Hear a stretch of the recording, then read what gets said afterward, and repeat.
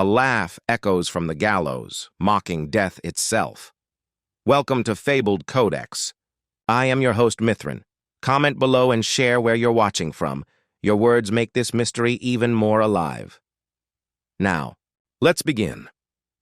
It was upon a fog-laden November morning that Inspector Lestrade of Scotland Yard came to our lodgings at Baker Street in a state of considerable agitation. The clock had only just struck 9, and Holmes, still in his dressing gown, had settled into his habitual position upon the settee with his long, thin fingers steepled together, his eyes half closed in what seemed like indolence, but which I knew well to be a condition of sharpened mental focus. "Mr. Holmes," said Lestrade the moment Mrs. Hudson showed him in, "we have encountered a matter so ghastly and bizarre that I hardly know how to put it into words." His ordinarily brisk manner seemed somewhat subdued, and I could see a pallor about his features that did not come from the morning chill. Holmes's eyes opened, gray and piercing, with the flicker of keen interest. "Then perhaps you should attempt, Lestrade," said he, his voice calm yet edged with anticipation. "When words falter, the facts themselves usually speak with greater eloquence." The inspector drew a breath and began. "You will recall the execution of Jonathan Rourke, the so-called Thames Butcher, carried out but a fortnight ago at Newgate. This morning, the prison warders, in performing their rounds near the old gallows yard, heard a sound most unnatural, a boy's laughter, echoing from within the chamber where no living soul could be. Upon entering, they discovered not an apparition, as they had feared, but the body of a young lad of perhaps 12 years, suspended by the very rope with which Rourke had met his end. The expression upon the child's face, Mr. Holmes, God forgive me, was one of laughter, as though he had perished in some grotesque merriment. I confess I started at this revelation, for the notion was at once horrific and incomprehensible. Holmes, however, betrayed no such emotion. He leaned forward slightly, his eyes sharpening upon Lestrade with the intensity of a hawk sighting prey. "And you come to me because you have no earthly explanation for the presence of this boy within the prison yard, nor for the manner of his death?" "Just so," Lestrade admitted. "No one knows how he came to be there. The gates were secured, and none of the warders saw him enter. There is no sign of intrusion, nor any mark of violence besides the rope about his neck. The prison surgeon insists it was not suicide, but he cannot say why. We are utterly confounded." Holmes rose, the faintest spark of eagerness in his movements. A locked place, a mysterious victim, and an expression upon the dead that defies ordinary reason. "Yes, Lestrade, you were wise to come. Watson, fetch your coat. We go to Newgate at once. If I am not mistaken, we are confronted with a puzzle which, though clothed in the garments of the macabre, shall prove in the end to be of the most rational order." As we departed into the damp, yellow fog of Baker Street, I could not suppress a shiver, for never had I heard of a crime so strange in its inception, nor one so chilling in its details. Would you like me to continue directly into Section 2, Case Introduction, with Holmes and Watson at Newgate, or would you prefer me to pause here so you can review the tone and direction first? The fog lay thick along the river as our cab rattled toward Newgate, muffling the cries of costermongers and the clatter of hooves upon the wet stones. Holmes sat silent beside me, his gaze fixed upon the swirling vapors outside, yet I could tell from the sharp drumming of his fingers against his knee that his mind was already dissecting the puzzle in all its parts. I ventured at last to break the silence. "This is surely one of the most dreadful matters you have yet undertaken, Holmes. A child, and in such a place. What explanation could there possibly be?" "Explanation, my dear Watson," he returned without shifting his gaze, "is never wanting.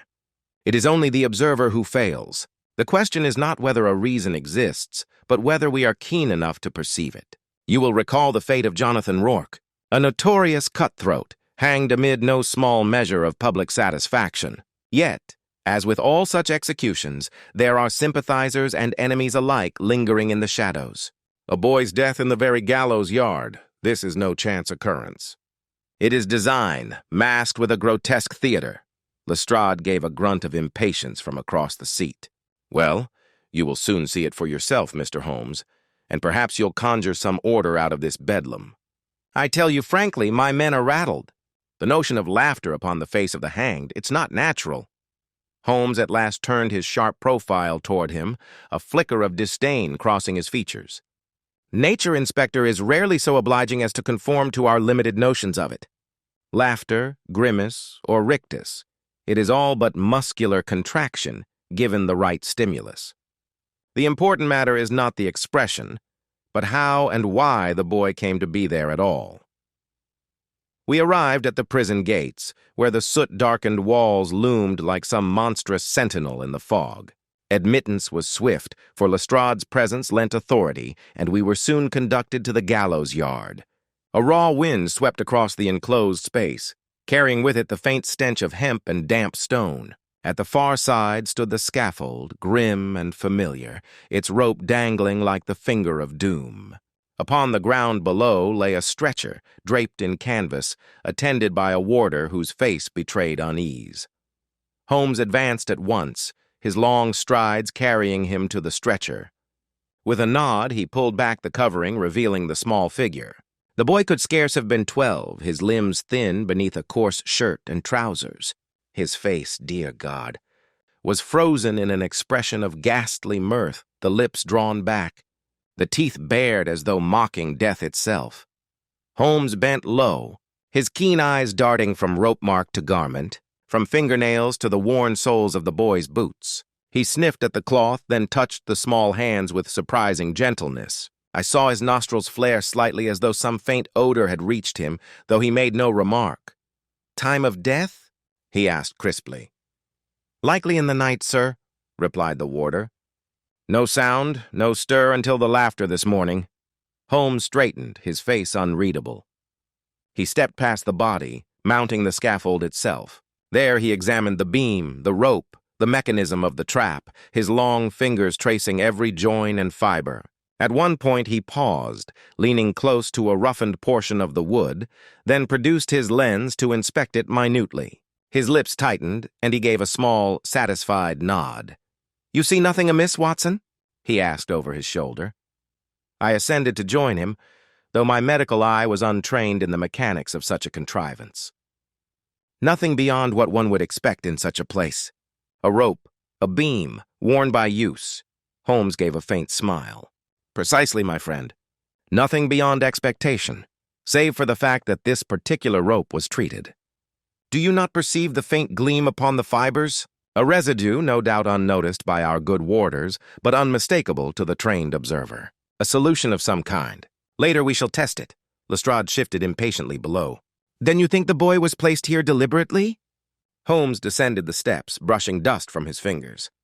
"Placed, yes, but not in the manner you suppose. The details elude you because you look for ordinary intrusion. I, however, suggest you question not how the boy entered, but who among those already within these walls had cause to admit him.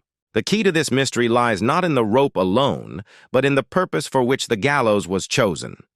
He cast one last glance at the corpse, his eyes narrowing. "Watson, take note of the boy's boots. They are scuffed with grit not of this yard, but of the riverside embankment. Our investigation will lead us there, I have little doubt. But first, Lestrade, I require access to the prison records and the list of visitors since Rourke's execution. There, amid ink and signatures, lies the thread that will unravel this noose." Even as he spoke, a chill swept through me. For though Holmes's tone was matter-of-fact, the sight of that grotesque laughter upon the dead boy's lips would haunt me long after we quitted the gallows yard. Holmes's request for the prison records was granted with some reluctance, and we were conducted into the governor's office, a bleak chamber with high windows that admitted little of the sallow morning light. Ledgers lay stacked upon a broad oak desk, their bindings worn from constant handling.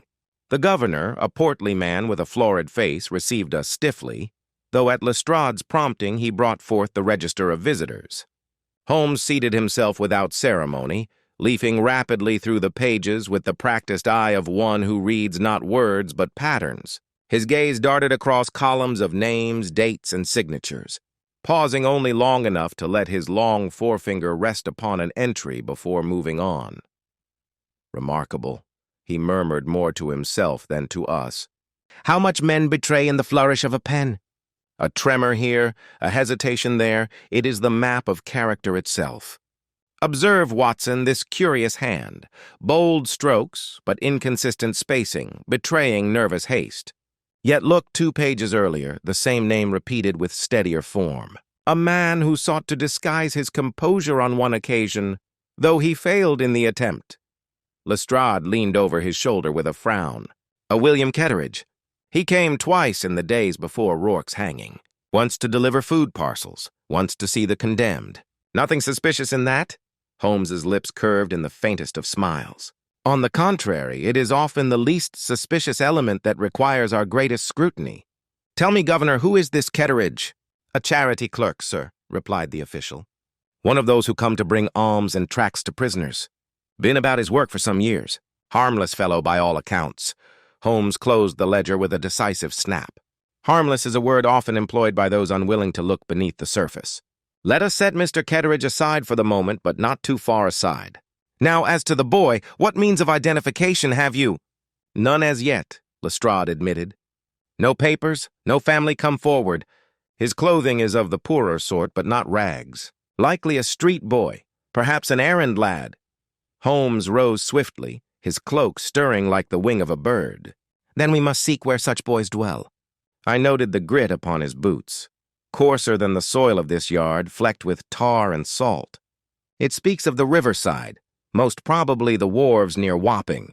Watson, you and I shall pursue that trail. Lestrade, I commend you to sift quietly through the backgrounds of this Ketteridge. Do not startle him, for a startled bird is apt to fly. And I do not yet know whether he is pigeon or hawk.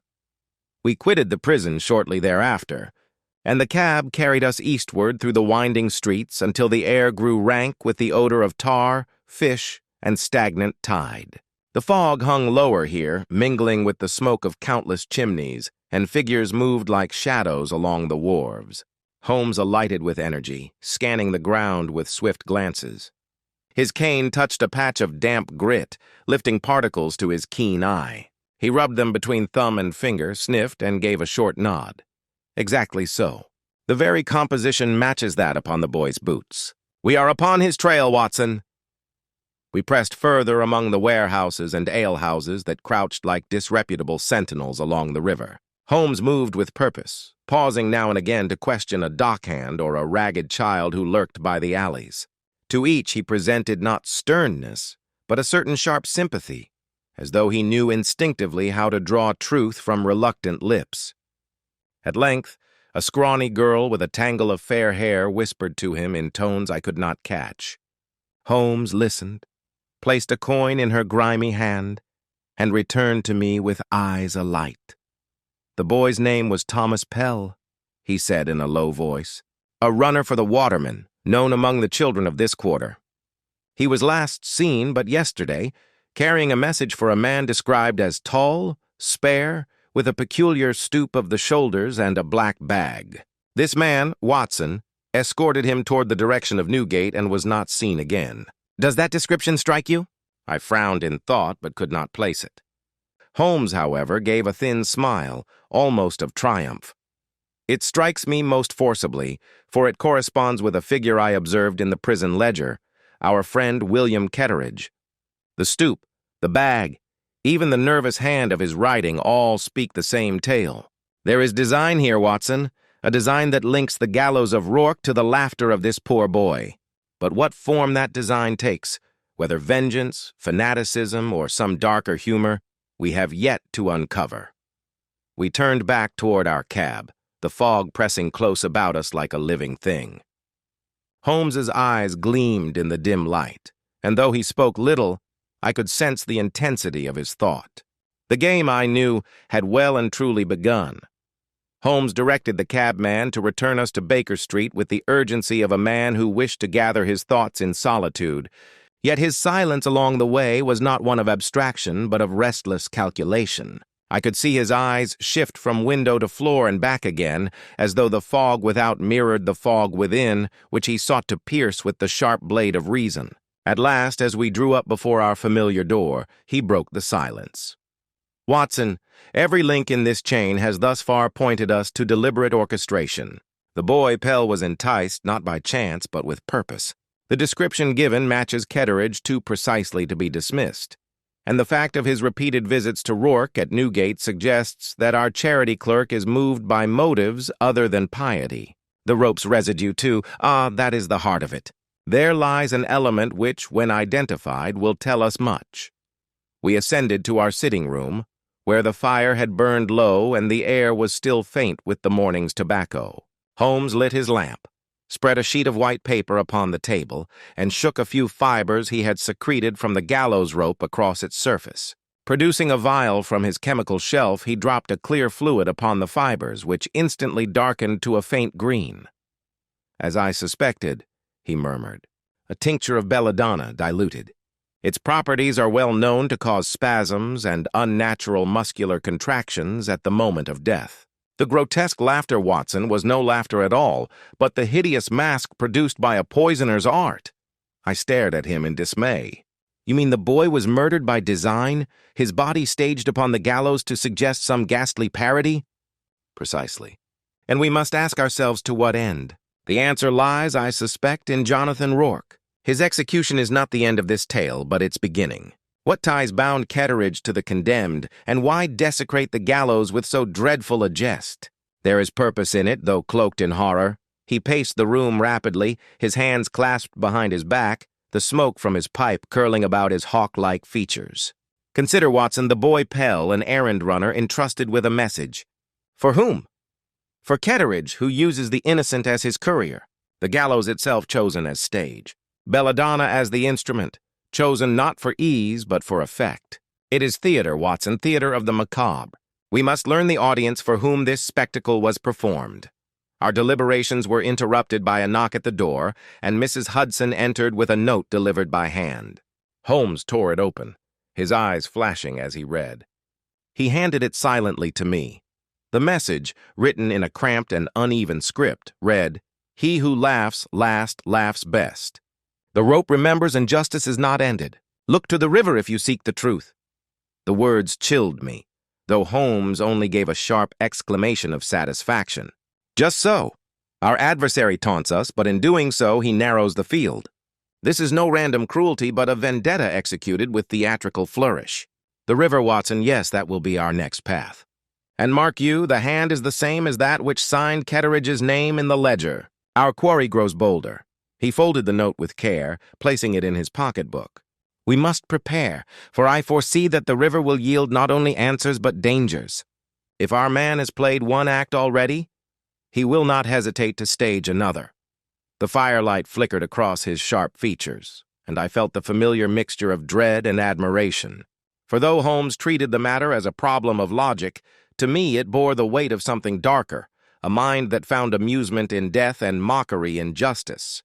And I knew, as I watched him marshal his thoughts with that swift, relentless energy, that we stood upon the threshold of a mystery more terrible than any we had yet faced. The following morning found us upon the embankment, the tide rolling sluggishly beneath a pall of mist that clung stubbornly to the water's edge. Holmes strode before me with his long, quick steps, his keen eyes darting from warehouse to alley, from the tar-streaked wharf to the murky river below. The cryptic note had driven him into a state of heightened activity, and though he spoke little, I recognized in the tightness of his mouth that he was upon the scent. "The river, Watson," he said at last, pausing by a heap of rotting crates. "It is both the lifeblood and the refuse of this city. Messages pass unseen, men vanish, and secrets are disposed of as easily as garbage. If our enemy bids us look here, it is because he conceals something in plain sight." We pressed onward through the narrow lanes that curled between public houses and storehouses, until Holmes halted before a dilapidated tavern, the Sailor's Rest, its windows clouded with grime and the smell of stale gin wafting through the door. He entered without hesitation, and I followed into a dim chamber where rivermen and laborers hunched over their mugs. Holmes approached the bar, spoke a few low words, and slipped a coin across the counter. The landlord, a sullen fellow with a scarred cheek, jerked his head toward a corner where a wiry man in a tarpaulin coat sat hunched. his black bag resting by his boots. Holmes's eyes gleamed as he whispered to me, "Observe, Watson, the bag. Our stooped figure carries his trade with him." We approached, and Holmes addressed the man with the air of one who expects compliance. "William Ketteridge, I believe? Might we have a word?" The man started, his shoulders tightening as though to rise, but Holmes's hand pressed lightly upon the bag. "I should advise you not to flee. You are known to us." Ketteridge's eyes flicked between us, calculating. Then he sank back into his chair with a weary gesture. His voice, when he spoke, was low and strained. "If you know me, then you know I've no crime to confess. I serve the poor, I comfort the condemned. That is all." Holmes seated himself opposite, his gaze never leaving the man's pale face. "And yet a boy lies dead upon the rope once meant for Jonathan Rourke. A boy last seen in your company. What comfort did you offer him, sir? Belladonna in a draught, a journey to the gallows as though it were a chapel." Ketteridge's lips twitched, and a shadow of something unreadable passed across his features. He muttered, "Rourke was a martyr. His death served the powerful, but his cause lives. The rope was their instrument, and so it shall be their curse. The boy, he was a message." I felt my blood run cold, while Holmes leaned in, his voice a razor's edge. "A message to whom? To Scotland Yard? To the city? Or to those whose testimony consigned Rourke to his fate?" Ketteridge's gaze dropped to the table. "Justice must laugh where law has failed. The river carries the truth if you know where to look." Before Holmes could press him further, Ketteridge snatched up his bag and flung it to the ground. A sharp crack rang out as a vial shattered, sending up a bitter, choking vapor. The tavern erupted in confusion, men cursing and stumbling as the fumes spread. Through the chaos, I glimpsed Ketteridge slipping toward the rear door. Holmes seized my arm, dragging me upright through the smoke. "Quick, Watson! He carries more than sermons in that bag." We burst into the alley just as Ketteridge vanished into the fog. His footsteps clattered upon the cobbles, leading us deeper toward the river. Holmes pursued with tireless precision, his figure cutting through the mist like a hound on the chase. Yet as we rounded a bend, the sound of water splashing reached our ears, and we arrived at the edge of the wharf only to find the black bag floating upon the tide. Of Ketteridge himself there was no sign. Holmes stood motionless, his breath quick, but his gaze fixed upon the swirling current. "He has escaped us for the moment, but mark this, Watson, the river is both his refuge and his stage. What he casts into it is meant to be found, and what he withholds lies still hidden in its depths. Our work here is not ended. It has only widened." The bag drifted toward us, and Holmes retrieved it with a boat hook. He lifted it carefully to the dock, opening it with the wariness of a man who expects danger. Within lay shards of broken glass, scraps of paper smeared with ink, and a coil of rope stained faintly green. Holmes examined the contents, his eyes narrowing to slits. "This, Watson, is his calling card. He deals in poison and symbols. Every piece is meant not merely to kill, but to proclaim. We face a fanatic who cloaks murder in the garb of justice, and whose theater is the city itself. He will strike again, and soon, for the play has only begun." I shuddered as the mist rolled heavier across the river. For though Holmes spoke with his usual calm assurance, I could not shake the dreadful impression that London itself was becoming a stage for some grim drama, with death as its laughter and the gallows as its mocking proscenium. Holmes bore the bag back with us to Baker Street, and scarcely had we crossed the threshold before he had its contents spread upon the table beneath the bright glow of his lamp. He handled each fragment with care, turning over the shards of glass, sniffing at the stains upon the rope, and piecing together the scraps of paper as though they were relics of some ancient script. I sat opposite, watching his long, nervous fingers at their work, while his eyes gleamed with that strange fire which always heralded the approach of discovery. "These fragments," he said at last, tapping the glass, "are from vials that contain tinctures of a similar nature to the belladonna upon the gallows rope. Note the faint odor, acrid, almost metallic. He carries his arsenal with him, ready to stage another grotesque tableau at a moment's notice." He shifted his attention to the scraps of paper, which he had nearly reconstructed into a torn letter. "This, however, is more telling. Observe the heading, Brotherhood of the Noose, and beneath it a list of names, though several are rendered illegible by the ink. Pell, the boy, is here. Rourke, of course. And there, Ketteridge himself. The name struck me with a chill, for it confirmed what had before seemed only suspicion. Holmes pressed on, his voice low and deliberate. We are dealing with no solitary zealot, Watson, but with a society, or at least the pretense of one. The rope is their emblem, the gallows their altar, and laughter their creed. Each death they contrive is meant to echo Rourke's, to mock the law that executed him. It is a twisted fellowship, and one that thrives upon spectacle. At that moment, Lestrade arrived, his features flushed from haste, and his manner more unsettled than I had seen in many a case. Holmes, it's happened again, he burst out. Another death, and the same devil's laughter upon the face. A constable on night patrol found the body of a dockside watchman strung up by a crane hook with that same ghastly grin frozen upon him. There was a card pinned to his chest. The rope remembers. The yard is in uproar, and the press will soon spread panic through the city. Can you come at once? Holmes sprang to his feet, his eyes alight. As I predicted, the second act of our play is upon us. Watson, fetch your coat. We must lose no time. The crime scene lay within the docks district, where the fog rolled heavy and the lamps gave little comfort against the gloom. The body of the unfortunate watchman still hung from the crane, a crowd of frightened laborers kept back by constables. Holmes stepped forward with unflinching composure, his gaze moving swiftly from the taut rope to the lifeless features contorted into that dreadful semblance of mirth. He touched the man's hand, bent to inspect the chest where the card fluttered, and then turned his attention to the ground beneath. Lestrade. You see nothing more here than a repetition of the first outrage, but observe this. He stooped, retrieving a small trace of white powder from the cobbles and holding it delicately between his fingers. This residue is no mere dockside dust. It is magnesia, commonly used in chemical preparations. And see here, Watson, these impressions, 2 sets of footprints, one broad and heavy, likely the victim's own.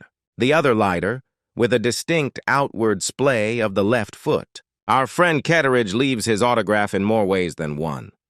Lestrade looked flustered. Then you're certain it's the same man? He's already vanished into the fog once. How do we pin him down? Holmes's expression grew distant, as if his mind already raced beyond the present moment. He has declared himself part of a brotherhood, Inspector. That means allies, however few. And allies leave traces, meetings, correspondence, common haunts. We must cast our net where such a society would thrive, the fringes of the city where discontent festers, where men gather in taverns and cellars to mutter of vengeance against the law. Give me until morning, and I promise you I shall have a thread to pull. As we returned through the chill night, I could not rid myself of the image of that lifeless grin swinging above the docks. Holmes walked swiftly at my side, his face set and unreadable, but I knew from the quick rhythm of his step that the case, with all its horror, was leading him closer to the heart of the design. And though the city slept uneasily under the fog, he alone moved with the certainty of a man who senses the pattern within chaos, and who would sooner or later drag it into the light. Holmes kept his word, for by the time the pale light of dawn crept through our curtains, he was already at work. His desk littered with scattered clippings from the morning papers, smudged notes in his sharp hand, and a handful of correspondence he had extracted from the bag retrieved at the river.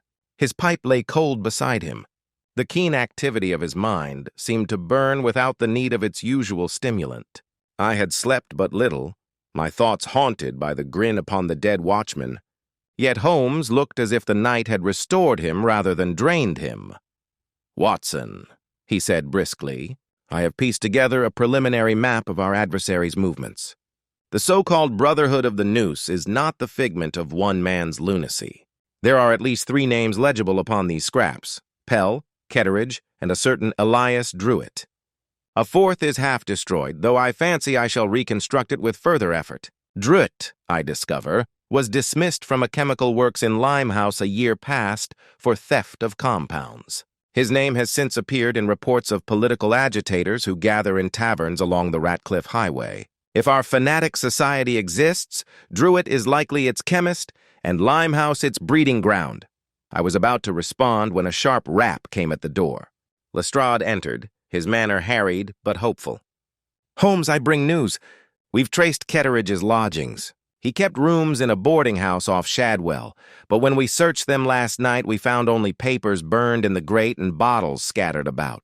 There was one item left untouched, a pamphlet titled Justice Laughs Last, filled with rantings against the law. Does that fit with your line of inquiry?" Holmes's eyes brightened. "Perfectly, Inspector. Every scrap confirms the theatrical nature of his designs. He plays to an invisible audience, craving not secrecy but notice. These pamphlets, this rhetoric, they are the prologue to each of his grotesque displays. You see, Lestrade, this man is no mere poisoner. He is a dramaturge of death. But even the most dedicated playwright requires a stage, and I believe Druitt supplies the scenery." He seized his coat with sudden vigor. "Come, both of you. We go to Limehouse. If fortune favors us, we shall find there not only traces of Druitt, but also the meeting place of this brotherhood. And Watson, keep your revolver near to hand, for I suspect our reception may be less than cordial." The cab carried us east once more, into streets narrower and fouler than those by the river wharves. The fog here mixed with the smoke of factories, producing a haze that clung like soot to every surface. We alighted before a row of crumbling houses, their windows patched with rags, their doors hanging crooked on rusted hinges. Holmes led the way into a passage that opened onto a dismal yard, where children with hollow eyes watched us from the shadows. He paused only long enough to question a woman selling eels at a stall, whose wary answers he drew out with a coin and a glance. "She speaks of men meeting at an old chandlery by the water," he whispered to us as we pressed on. "Tall men, stooped men carrying bags. The same description, repeated by those too poor to lie for free. Yes, Watson, we draw near the heart of it." The chandlery stood dark and silent, its windows boarded, its door secured by a heavy lock. Holmes knelt, and with a quick manipulation produced a click that admitted us within. The air was rank with oil and mold. By the dim light that filtered through a crack in the boards, we saw crude benches set in rows, a table at the front, and upon it a coil of rope coiled like a serpent awaiting command. Papers littered the floor, handbills with the emblem of a noose crudely stamped in ink. Holmes moved swiftly, examining the table, the rope, the chalk marks scrawled upon the wall. He held up a scrap bearing the words, "The rope remembers. The laugh is our victory." His eyes gleamed with triumph. "Here, gentlemen, is our brotherhood's temple, but the flock is absent. Where, then, is our shepherd?" Even as he spoke, a sound echoed faintly through the building, the scrape of a boot, the creak of a board above. Holmes's head snapped upward, his hand signaling silence. From the loft above came a muffled laugh, low and terrible, as though mocking our intrusion. Holmes's whisper was quick and fierce. "We are not alone. Ready yourselves, for the play is about to begin its next scene." The laughter drifted down from the loft, low and chilling, and for an instant I confess my heart faltered. For it was the same grotesque mirth I had heard described upon the dead. Holmes, however, was already in motion, darting toward the narrow staircase at the rear of the chandlery. He moved with the swiftness of a cat, his long fingers beckoning Lestrade and me to follow but his own step, noiseless upon the boards. The stair groaned beneath us as we ascended, the sound above falling suddenly silent, as though the unseen figure had melted into the shadows. At the top, we entered a loft, thick with dust and smelling of oil. Shafts of gray light pierced the cracks in the boards, and within that dimness lay the remnants of habitation. Blankets, broken bottles, scraps of paper covered in the same cramped script. But of the man himself there was no trace. Holmes advanced to the center, his eyes scanning the floor. He bent suddenly, plucking a fragment of wax from between two planks. "A candle stub," he murmured, "still warm. He has only just departed and not by the stair. See here, Watson, the window." The pane hung ajar, and upon the sill was a smear of the same greenish residue we had noted upon the gallows rope. Holmes thrust his head out, scanning the yard below, where a narrow passage led toward the river. He drew back, his lips tightening. "We have missed him by a minute." Yet even in flight he leaves us his signature. Lestrade gave an oath. The man's a phantom! Always a step ahead. Holmes shook his head. Not a phantom, Inspector, but an actor skilled at vanishing between scenes. We must learn to read his cues more swiftly. He turned to the scattered papers, seizing one and smoothing it upon his knee. Observe, a schedule marked with dates and cryptic phrases. Gallows. Crane. Bridge. Each is a stage for his grisly performances. And see, tomorrow night is marked with a word most significant, court. I leaned closer. You think he intends another outrage at the Old Bailey? Undoubtedly.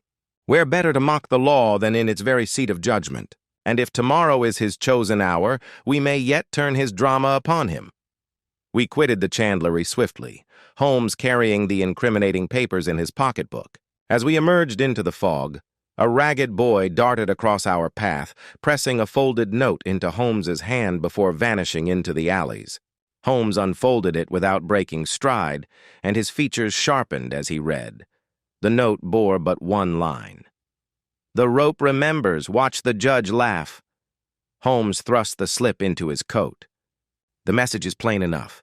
Our fanatic means to strike at the very heart of justice, and likely at one whose verdict sealed Rourke's fate. If he succeeds, panic will sweep the city. We must act with calculation, not haste, and set our own stage where his performance may collapse beneath him. As we reached the cab stand, Holmes paused, his eyes gleaming with that cold, bright fire I had come to know so well. Watson Lestrade, tomorrow the curtain rises at the court. But it will be our play, not his, that concludes the act. I shall devise the snare. All that remains is to spring it at the appointed moment. Though I tried to match his resolve, I could not shake the dread that clung to me, for the laughter still echoed in my mind, and I feared that before this grim drama ended, the rope would indeed remember and claim yet another victim. Holmes spent the greater part of that evening in unbroken concentration. His long form bent over the table as he drew diagrams upon scraps of paper, paced the length of the room, and returned again to his notes. I ventured no interruption, knowing well that his mind, when set upon a design, must be left to its restless workings. At last, near midnight, he set down his pen and turned to me with that air of quiet certainty which signaled his conclusions were complete. Watson, the pattern is now clear. Each stage chosen by our adversary has symbolic weight. The gallows, the crane, and now the court. He is not content to kill. He must proclaim. But therein lies his weakness, for a man who must be witnessed is a man who can be trapped. Tomorrow, the Old Bailey will see not his triumph, but his downfall. He explained his plan in brief, though I gathered he kept some particulars to himself. Lestrade, summoned once more, was instructed to station plainclothes men at every entrance of the court and to maintain discreet watch upon the judges, particularly Sir Reginald Fortescue, whose testimony had been decisive in Rourke's conviction. It is Fortescue who will be marked, Holmes declared, and it is through him that our enemy will attempt his parody of justice. The following morning dawned gray, the fog heavy as a curtain drawn about the city. We arrived at the Old Bailey under its somber shroud, Holmes calm and composed, Lestrade brisk but anxious, and I with my heart beating faster than I cared to admit.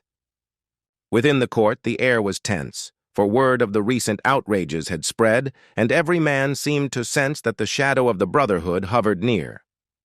Sir Reginald sat in his place, his austere profile lit by the pale glow from the high windows. Holmes, seated beside me, scanned the chamber with hawk-like precision, his gaze settling at last upon a figure in the gallery, a stooped man with narrow shoulders, whose eyes glinted strangely in the dim light. Ketteridge, Holmes whispered. He has chosen the gallery for his vantage. Note the black case at his feet. There lies his weapon. Even as he spoke, the man rose, his hand sliding toward the case. Holmes was already on his feet, moving with astonishing swiftness through the crowded benches. A cry rang out as Ketteridge flung open the case, producing a vial which he hurled toward the bench where Sir Reginald sat. But Holmes, leaping forward, struck the man's arm aside so that the vial shattered harmlessly upon the stone floor. Acrid fumes rose, spreading panic through the court, while constables rushed to restrain the struggling figure. Through the commotion, Holmes bent low, seizing the fallen case. He held it aloft for Lestrade's view, revealing within not only further vials, but also a length of rope stained with the same greenish tincture. "Behold the tools of his theater!" he cried above the clamor. The man would have staged the judge's death as a grotesque jest, as he did the others. But the curtain falls here. Ketteridge, his face twisted with fury, spat words of defiance as he was dragged away. "You fools! The rope remembers! You cannot silence laughter. It will echo when law itself is dead." Holmes regarded him with cold detachment. "You mistake, sir. Law does not laugh, but it endures. And so your play concludes not with triumph, but with exposure." As the fumes dissipated and order was slowly restored, I felt a wave of relief wash over me, though the echo of the fanatic's laughter seemed still to cling to the very stones of the chamber. Holmes, however, appeared untouched by the drama, his expression as calm as though the matter had been no more than a mathematical equation resolved to its final proof. Yet I could not shake the conviction that the brotherhood of the noose was larger than this single man, and that the shadow it cast might not vanish so swiftly. Holmes, as though divining my thought, turned to me with the faintest trace of a smile. "Fear not, Watson. The theater may yet have understudies, but the principal actor has been unmasked. The rest, if they exist, will find the world less hospitable without him. Still, we must prepare, for every drama has its epilogue." His words lingered with me. For though the court was safe that day, I knew our case was not yet complete, and that the rope might remember still more than we wished. The cab bore us back to Baker Street in silence, Lestrade having departed to secure his prisoner at the yard.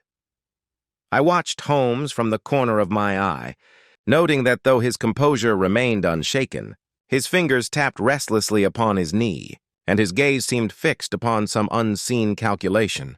At length, as we drew near our lodgings, he spoke in that low tone I knew betokened the unfolding of further design. "Ketteridge's capture is no conclusion, Watson. Mark me well. The brotherhood he named is not a phantom. The evidence we seized at the chandlery shows structure, membership, and intent. Were it only Ketteridge, his madness would have ended with the boy Pell. Instead, we have seen a sequence, deliberate, theatrical, and executed with precision. That argues concerted effort, not solitary frenzy." I nodded gravely. "Then others will strike in his stead?" Holmes's eyes gleamed with the cold light of certainty. "Without doubt. A fanatic does not labor alone when there are others willing to bind their hatred in common cause. Ketteridge is but one arm of the Hydra. Cut it off, and the creature writhes, but does not perish." When we reached our rooms, Holmes immediately laid out the papers once more, reconstructing the torn schedule with patient fingers. By careful alignment of the scorched edges, he revealed another legible fragment. "Bridge, Monday midnight." His face sharpened. So the next stage was already written. Tomorrow night Waterloo Bridge will be their theater, and this time it will not be a judge they mock, but the city itself with the river as audience and London's thoroughfare as stage. The prospect chilled me, for the bridge was ever thronged with cabs, carriages, and foot traffic even by night. Holmes paced rapidly, his hands clasped behind him. "Consider their pattern, Watson. Each display grows bolder, more public. First within prison walls, then at the docks, then before the very court. The bridge affords them a spectacle greater still, an execution hung above the Thames, laughter cast like a gauntlet against the city entire." "Yes, that is their intent," I asked, with a weight of dread, how he proposed to meet such a plot. Holmes stopped short, his gaze upon me keen and resolute. "We shall allow the play to begin, but we shall alter its script. Lestrade must station his men in silence, hidden upon both banks and beneath the arches. We shall let the actors assemble, thinking themselves unseen, until the moment comes when the curtain falls by our design. Only then will the truth of their number be revealed." That evening Holmes dispatched urgent notes to the yard, and I saw in his every motion the same relentless energy that had guided him through so many perils. Yet as I prepared for what lay ahead, I could not banish from my mind the sound of that dreadful laughter, nor the thought of another victim chosen to mock the gallows. Holmes, seeing the shadow upon my face, set a hand upon my arm. "Courage, Watson. Remember always that the criminal's art lies in misdirection while ours lies in clarity. He believes himself master of the stage, but we who know the stagecraft shall bring down the curtain when his final act begins." His words steadied me.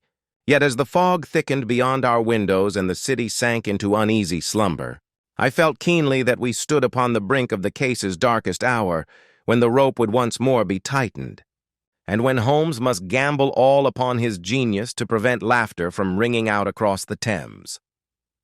The following day passed in a state of strained anticipation, Holmes venturing out only briefly to confer with Lestrade while I remained at Baker Street, unable to fix my mind upon anything but the grim business that awaited us. When he returned toward evening, I saw at once by the brightness of his eyes and the quickness of his step that the pieces of his design were set in place. He said little during supper, though once, as he pushed aside his plate, he remarked almost absently, "It is not enough to anticipate their stage. One must also foresee the audience they desire. Fear, Watson, that is their true aim. And fear is best countered not with noise, but with silence." At the appointed hour we set forth, the night heavy with fog that drifted low upon the river and wrapped the lamps of the bridge in hazy halos. Waterloo Bridge stretched before us, its arches looming dark above the sluggish tide. Constables, placed with quiet precision, lay in concealment at either end and beneath the span, their presence invisible to any casual eye. Holmes and I, cloaked in the mist, positioned ourselves within the shadow of an arch, the chill of the stone at my back and the water lapping below.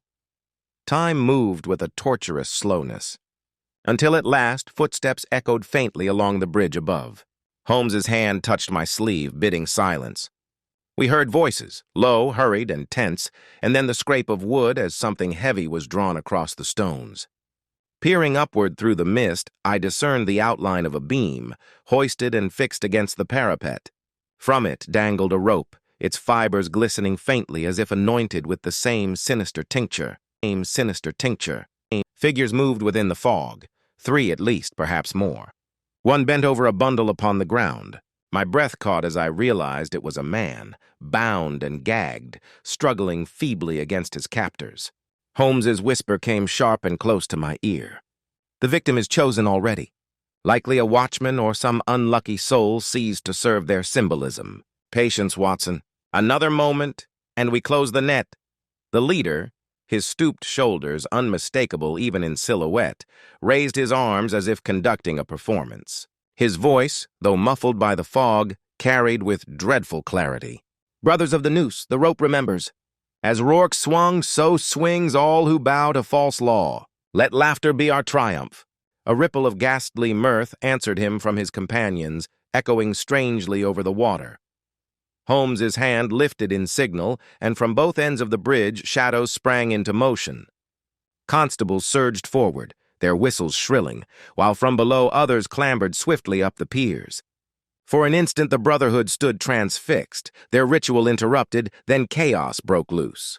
The bound man was dragged aside as Lestrade himself grappled with one of the villains. Another flung a vial that shattered upon the stones, sending up a noxious vapor, but Holmes had already leapt forward, striking the man's wrist so that the second vial slipped harmlessly into the Thames. The stooped leader, seeing the trap sprung, turned to flee, his cloak flaring behind him. Holmes was upon him in a bound, and the 2 figures vanished into the mist, their struggle marked by the clash of boots and the rasp of rope against stone. I rushed forward, my revolver drawn, but the fog swallowed all, leaving only the sound of their struggle receding toward the center of the bridge. Then came a cry, sharp, fierce, and cut short by a splash as something heavy struck the water below. I reached the parapet just as the mist parted enough to reveal Holmes upon his knees, his hands gripping the stone. He hauled himself upright, his breath labored but his gaze steady. "He is gone, Watson," he said quietly, dragged down by the very rope with which he meant to mock us. "The river has claimed him." Below, the current closed swiftly over the figure, and the fog rolled once more across the dark surface. Holmes stood silent, his face unreadable, while behind us the constables secured the remaining conspirators. The grim theater was ended, though the echo of that ghastly laughter still seemed to linger in the mist, as though mocking even its master's fall. The remainder of that night was consumed in grim labor, the constables hauling away the captured conspirators while the bridge slowly emptied of its terrified onlookers. The unfortunate victim, freed from his bonds, proved to be a carter seized on his rounds and chosen at random to serve the Brotherhood's cruel display. He was shaken but uninjured, and Lestrade saw him conveyed home with promises of protection. As the last of the prisoners was marched off, Holmes stood apart at the parapet, gazing down at the black water where the leader had vanished. The fog eddied and shifted, revealing nothing but the dull gleam of the current, which seemed to swallow all trace of the man as though the river itself had conspired in his end. When at last we returned to Baker Street, dawn was already graying the windows, and Mrs. Hudson's astonishment at our disheveled appearance was tempered by her relief at seeing us whole.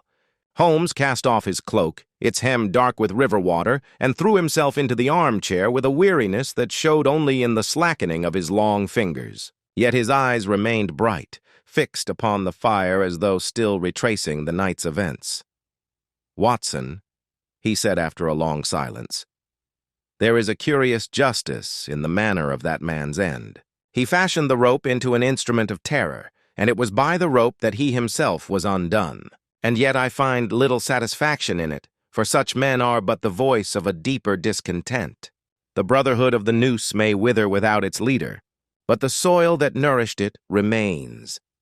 I ventured that the prisoners taken upon the bridge would surely provide the yard with ample testimony to lay the society bare." Holmes shook his head. "Perhaps, but fanaticism is seldom crushed by law alone. What we witnessed was not a conspiracy of thieves or murderers for gain, but a fellowship of the disaffected, bound by a perverse creed. Their theater is destruction, their applause the gasp of horror. Once deprived of their conductor, the orchestra falls silent, but only for a time." He rose then, pacing as his energy returned. "Still, our task is complete. Ketteridge unmasked, the plot foiled, the city spared its spectacle. That is sufficient for the present." He halted before the mantel, his sharp features softened by the glow of the fire. "You observed, Watson, how the man revealed himself. Not in stealth, but in proclamation. Each act was a declaration, a message sent as much to us as to his imagined audience. In the end, it was that very need to be witnessed which allowed us to ensnare him. Vanity, Watson, is often the crack in the most formidable armor. I could not but agree, though I confessed the memory of that ghastly laughter still clung to me, as though the very walls of the city echoed with it." Holmes gave a faint smile, touched more by weariness than amusement. "It will fade, my dear fellow, as all echoes do. What remains is the lesson, and the knowledge that reason, though it may move more quietly than madness, speaks with greater endurance." He sank once more into his chair, his lids drooping as the exhaustion of the long pursuit at last claimed him. For my part, I sat by the fire, recording the events while they were fresh, marveling as ever at the strange genius of my companion. And as the city stirred to life beyond the fogged panes, I reflected that London, for all its shadows and terrors, was safer that morning for the vigilance of one man who never ceased to see patterns where others saw only chaos. Thus ended the case of the boy who laughed in the gallows, a tale of death staged as theater, of rope and poison turned into symbols of defiance, and of Holmes's unyielding reason standing firm against the grotesque mask of fanaticism. Yet even as I closed my notes, I knew that another summons would come soon enough, and that my friend would rise again, eager to confront the next enigma that dared to call itself insoluble. I had thought the matter closed, and yet on the second morning following our return from Waterloo Bridge, Holmes was already astir with that peculiar restlessness which always accompanied unfinished threads in his mind. He stood at the window, his tall figure outlined against the pallid light, scanning the street below with his glass as if half expecting some unseen watcher. When I remarked upon it, he turned sharply, his features grave. "You perceive me dissatisfied, Watson. The city may sleep content in the belief that the Brotherhood is no more, but I am less sanguine. Consider, did we not note 4 names upon that scorched list? Pell, Ketteridge, Druitt, and one half effaced? The first is dead, the second captured, the third absent from the bridge, and the fourth yet unknown. What of Druitt? What of the missing hand? I admitted that his reasoning troubled me. He paced rapidly, his dressing gown trailing, his hands clasped behind him in that familiar posture of thought. Druitt was their chemist. It was his art that lent the rope its ghastly grin. And yet he did not appear at the bridge. Why? Either he deserted them, or he was reserved for some later act. Until that question is answered, I cannot regard the case as finished. His unease proved prophetic, for scarcely an hour later a messenger from the yard arrived, bearing a telegram marked urgent. Holmes tore it open, and his eyes glittered as he read aloud. Body found Limehouse, disfigured by unknown substance. Suspect Druitt. Request your presence at once. Lestrade. We set off immediately, the cab carrying us eastward once more into that labyrinth of narrow streets and smoky alleys. The scene of the discovery was a shuttered warehouse by the river, its entrance guarded by constables who admitted us at Lestrade's word. Within, the air was thick with the stench of chemicals, acrid and overpowering. Upon the floor lay the remains of a man, his features horribly distorted, the skin blackened as though burned from within. A shattered vial lay near his hand, its contents having etched the boards with a whitish stain. Holmes bent low, examining both the corpse and the debris with his lens. His face betrayed no emotion, though I could see the intensity of his scrutiny. At last he rose, his lips set in a thin line. "It is Druitt! There can be no doubt. He perished by his own concoction, whether by accident or design we cannot yet say. Observe the traces of quicklime about his fingers, the half-melted glass, the burns upon the floor. He was preparing something volatile, and either mishap or treachery sealed his fate." Lestrade looked shaken. "Then the Brotherhood is done for, surely. Their leader drowned, their poisoner dead, the rest in custody. London may breathe again." Holmes's eyes, however, remained dark with thought. "Perhaps, but mark this, Inspector. Druitt died alone, with none to aid or hinder him, and yet the message pinned upon his breast is not one a dying man would write for himself. See here." He lifted a card from the body bearing the familiar words, "The rope remembers. Remembers. A hush fell over us all. Lestrade muttered an oath, while Holmes slipped the card into his pocket with a look of grim resolve. "This, Watson, is the hand of the fourth, the half-effaced name, the shadow behind them all. While he walks free, the play is not ended. The laughter may yet return." As we stepped once more into the cold fog of Limehouse, I felt a chill deeper than the river's breath. For though we had struck down the visible actors, Holmes had shown us that the true author of this dreadful mask remained concealed, watching from behind the curtain, biding his time for another act. And in Holmes's eyes, I saw the fire that told me he would not rest until the last figure of that brotherhood was dragged into the light. Holmes remained uncharacteristically silent as we returned from Limehouse, his gaze fixed upon some point beyond the rattling cab and the murky streets that slipped past our windows. I knew that look well. It meant he had glimpsed the outline of a truth not yet clear to others, and was wrestling to bring it into full relief. At Baker Street he went straight to his desk, spreading before him the scraps of paper salvaged from the chandlery, the notes taken from Ketteridge's lodgings, and the card retrieved from Druitt's corpse. He studied them in turn, his lips pressed thin, then rose abruptly and began pacing the floor with quick, restless strides. "Watson, reflect upon the sequence. Ketteridge was a zealot, but no chemist. Druitt was a chemist, but no orator. Both served parts in the drama, yet neither alone could have conceived it. And now Druitt lies dead with the Brotherhood's motto pinned to his breast. That card was not his final act of defiance, but a signature left by another hand. The fourth name upon the list, the one scorched from sight. We are dealing not merely with fanatics, but with a mind that directs them, a hidden conductor of their orchestra." I could not suppress a shiver. "You mean there is one greater than Ketteridge?" One who even now eludes us? Precisely. He is the author while the others are but actors. Ketteridge craved an audience, Druitt sought chemical mastery, Pell was an expendable messenger. But someone remains who stitched their parts together, who knew when to strike and where to place the rope so that fear might spread. And mark this, Watson, each card, each phrase has been written in the same cramped hand. I compared them all just now. It is the hand that signed Ketteridge's name in the prison ledger, but refined, altered, as if a tutor corrected a pupil. Our hidden man has guided the pen as surely as the plan. Before I could reply, a knock came, and Mrs. Hudson entered with another note delivered by hand. Holmes seized it at once, broke the seal, and scanned the contents.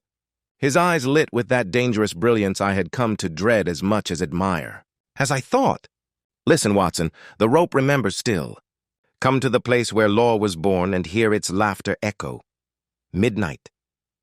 The writer believes himself untouchable, bold enough to summon us to his stage. I asked where this place where law was born might be, and Holmes replied without hesitation, Temple Bar, where once the heads of traitors were displayed, where the old gate marked the boundary of city justice. It is steeped in history and symbol, precisely the theater he would choose for his next act. Evening had deepened by the time we set out once more. Lestrade having been warned and his men placed discreetly about the approaches. The fog hung heavy as ever, muffling the tread of boots upon the stones. Holmes and I took our post within the shadow of the arch, waiting, listening to the hollow silence that stretched with intolerable slowness. At last a figure emerged, cloaked and hooded, moving with the measured gait of one who feared no interruption. He paused beneath the arch, and in the dim lantern light I saw him fix a card upon the stone with a nail. Holmes's hand gripped my arm like iron. "Now, Watson," he whispered, "we shall see the face of our hidden author." Holmes stepped forward into the light, his voice cutting through the fog with cold precision. "The play is ended, sir. The rope remembers, but so does reason, and reason stands before you now."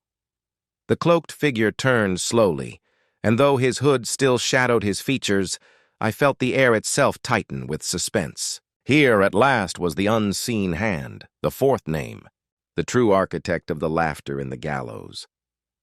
The hood fell back beneath Holmes's unflinching gaze, and the lantern's glow revealed a face I had glimpsed before but never marked with suspicion. The prison governor himself, the florid, portly man who had spoken with us so stiffly when first we examined the records at Newgate.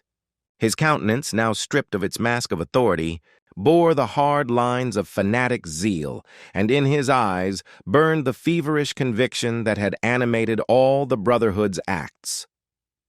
Holmes's voice, calm and inexorable, filled the archway. "You see, Watson, how the matter comes full circle. Who else could have admitted the boy Pell into Newgate unseen? Who else could have ensured that Ketteridge's visits passed unquestioned, or that Druitt's poisons found their way into the gallows rope? The governor was both patron and playwright, shielding his troupe while directing their performance. And when their zeal exceeded his command, he turned executioner upon his own chemist, pinning to Druitt's corpse the Brotherhood's motto to conceal his betrayal. But he erred, for the hand that corrected Ketteridge's trembling script was the same that left its signature upon that card. I compared them, sir, and the match was perfect." The governor's lips twisted into a ghastly smile. "You think you have stopped it, Holmes, but the rope remembers." "It remembers every injustice, every law twisted to serve the powerful. Even if I swing for it, others will laugh in my stead." Lestrade, stepping from the fog with his men, answered him curtly. "You'll have no audience but the gallows, sir, and no rope but that of the Queen's justice." The governor was seized, his protests drowned by the clatter of irons, and led away beneath the arch that had once displayed traitors' heads. Holmes watched him go, his expression unreadable, then turned to me with that half-smile of cold philosophy that so often followed his triumphs. "There, Watson, is the true playwright. Ketteridge was but his actor, Druitt his stagehand. The boy Pell, alas, the first victim of his theater. It is ever the way. The cleverest villains hide in plain sight, cloaked not by shadows but by the presumption of respectability. One must learn to doubt even the most respectable when the pattern demands it. As we walked back through the thinning fog, I could not help but reflect upon the grotesque drama we had witnessed. Death dressed as comedy, justice mocked upon its own stage. Yet I knew also that once more Holmes's clarity had cut through the madness, revealing method where others saw only horror. Back at Baker Street, as dawn paled the horizon, Holmes stretched himself wearily upon the settee, his steepled fingers silhouetted against the firelight. "You see, my dear Watson," he murmured, "the rope may remember, but so does reason. And reason, in the end, has the last word." Thus concluded the strange case of the boy who laughed in the gallows, a tale that began in terror and ended in the triumph of truth. Thanks to the unyielding mind of Sherlock Holmes and